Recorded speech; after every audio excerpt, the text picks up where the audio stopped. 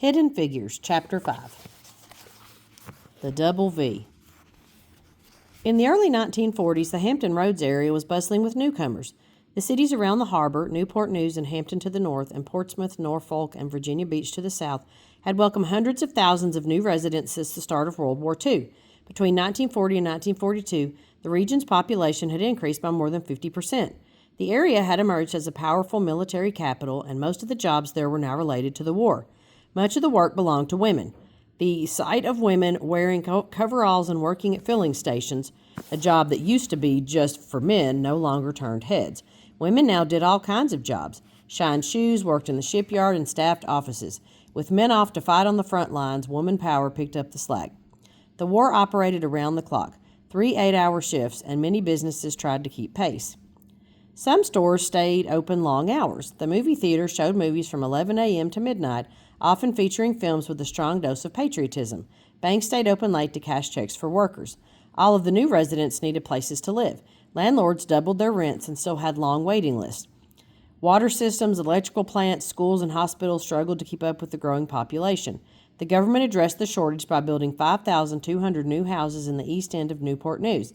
Of those, 1,200 homes were built for African Americans in a separate subdivision known as Newsom Park. Welcome. Dorothy Vaughn arrived in Newport News on a Thursday and started work at the Langley Memorial Aeronautical Laboratory the following Monday. The personnel department kept a file of available houses for new employees, divided by race to comply with the custom of segregation. $5 a week got Dorothy a room of her own and 2 meals a day in the home of a black couple in their 60s who were willing to take in a boarder. The house was located in the East End, not far from the newly built housing development, Newsom Park. The houses in the city's East End neighborhood were well maintained, surrounded by thriving local businesses and occupied by members of growing middle class. City buses and trolleys circulated through the neighborhood from morning until night as employees punched out from one shift and met workers coming in for the next shift. The buses always seemed crowded, and the race-specific laws made commuting more difficult. Whites had to enter and exit from the front of the bus, while blacks had to go in and out of the back, behind what was known as the colored line. Those in the back of the bus had to stand if the white section was full. When the buses were short on conductors, blacks had to enter at the front and push their way to the black section, then do the same in reverse to get off the bus. Blacks caught in the white section were fined or arrested. Even whites complained about the jostling and scrambling caused by the rules. Race and patriotism. In Hampton Roads and across the country, relationships between black and whites became strained. Overcrowded buses, 6-day work weeks, constant noise and construction, shortages of sugar, coffee, butter, and meat. All of these factors came together to create tension.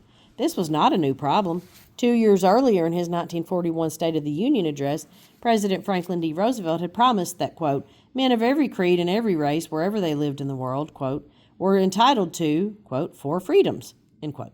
Freedom of speech, freedom of worship, freedom from want, and freedom from fear. He pledged that the United States would help to overcome dictators in other countries who would deny other people their freedoms. African Americans were sympathetic to the needs of oppressed people around the world. They shared in the horror when they learned about the acts of the Germans against their Jewish citizens, limiting the jobs they could have, imprisoning them, denying them citizenship, treating them with violence, segregating them into ghettos, working them to death in slave camps, and having them killed.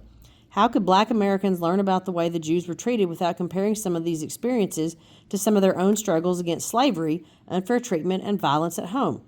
For generations, African Americans had been promised an end to discrimination, but instead of greater freedom, the period between World War I and World War II, 1918 and 1941, saw segregation harden and become the law of the land. As America made the decision to join the fighting in World War II, African Americans pressured the government to open the war jobs to their community. Leaders like A. Philip Randolph, who had helped make the Fair Employment Practices laws a reality, asked the country to show its patriotism by treating all of its citizens fairly. Black newspapers spoke out on the issue. Help us to get some of the blessings of democracy here at home first, before you jump on the free other people's bandwagon and tell us to go forth and die in a foreign land, said P.B. Young, the owner of the Norfolk Journal and Guide, in a 1942 editorial. Should African Americans fight for freedom overseas when they did not experience it for themselves at home? James Thompson, a 26-year-old cafeteria worker, made his case in a letter to the Pittsburgh Courier. Being an American of dark complexion, these questions flashed through my mind. Is the kind of America I know worth defending? Will colored Americans suffer still the indignities that have been heaped upon them in the past?